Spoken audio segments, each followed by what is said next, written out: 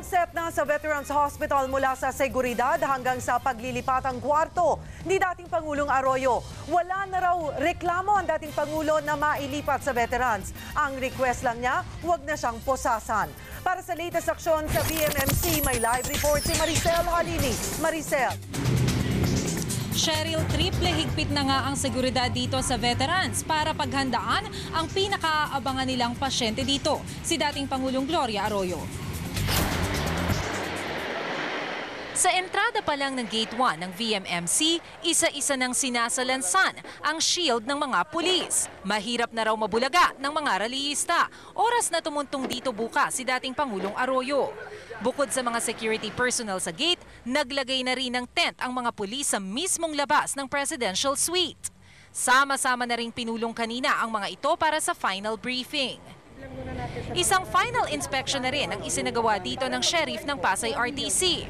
Pero bukod sa seguridad, pulido na rin ang ayos ng lahat ng kwarto para sa isang VIP na ikukulong. Mga bagong kama at furnitures ang ipinwesto sa magiging kwarto ni CGMA. Karamihan dito, balot pa ng plastic.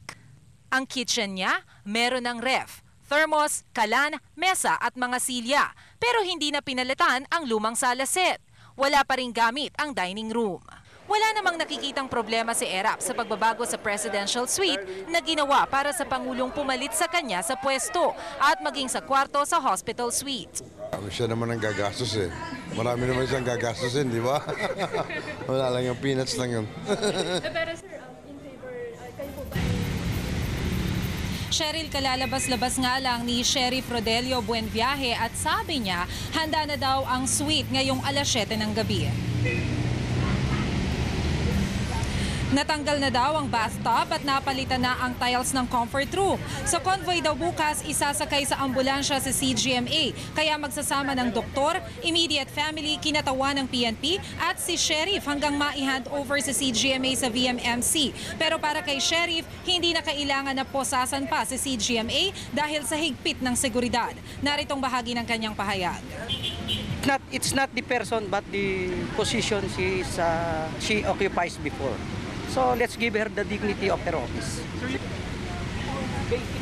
Cheryl, tiniyak din ng DILG na hindi na nga poposasan pa si CGMA sa paghahatid sa kanya dito sa veterans bukas. Ito ay bilang pagtugon na rin sa kautusan ni Judge Mupas at sa kahilingan ng kampo ni CGMA. Cheryl? Maraming salamat Maricel Halili, nagulat live mula sa Veterans Memorial Medical Center.